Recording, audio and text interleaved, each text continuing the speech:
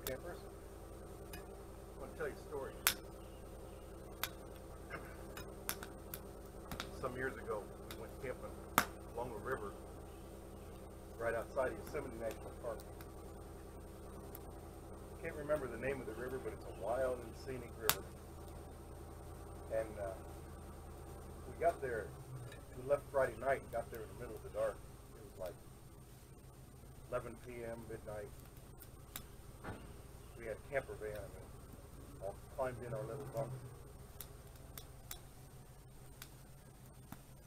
I woke up the first gray light of dawn, all snug in my little bunk, and I heard rain on the roof.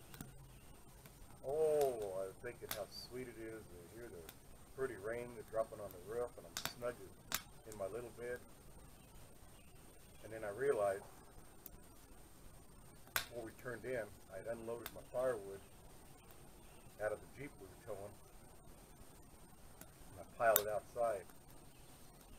So I got up and got dressed, and I looked out the window, and there was my firewood.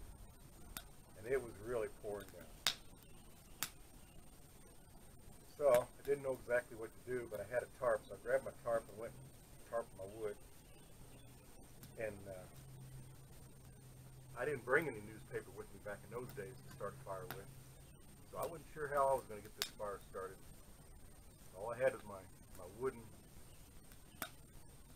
kitchen matches and my campfire wood I brought. Well, the rain finally stopped by and by, and took the tarp off and kind of set the pieces of wood up to dry a little bit. And by nightfall they were still damp. And I was going to try to light them, but of course I can't. Wet firewood won't light. There's no way. Oh well, there is a way. Maybe if you got a butane propane torch with you, that'll probably get it lit. That's about the only way. But anyway, so that trip taught me two important lessons. One, always put your firewood underneath your rig or under something. Two, I went to the hardware store and I got myself my secret weapon. If you got wet firewood, this will light it. Charcoal lighter. I've carried that with me ever since. I've only needed it once or twice. The one thing I learned about charcoal lighter, you don't just pour it on and throw a match, because most of it just burns off. Put it on, put your wood in there, the small stuff, your kindling you're going to get your fire started with, and douse it with this stuff and let it sit.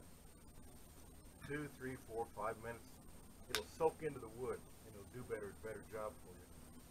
Then light your match, and you'll notice it won't blow up in your face like you would if you had thrown your match immediately after you threw the liquid on your kindling.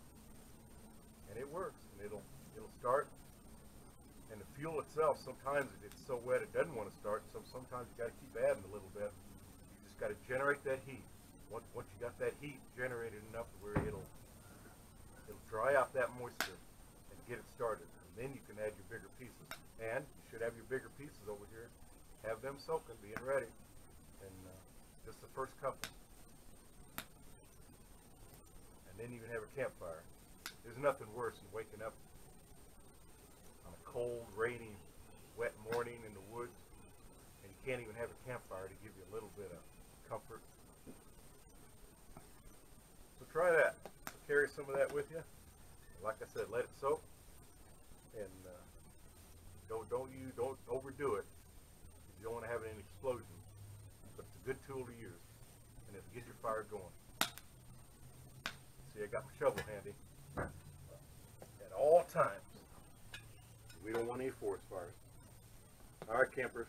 We'll see you next time.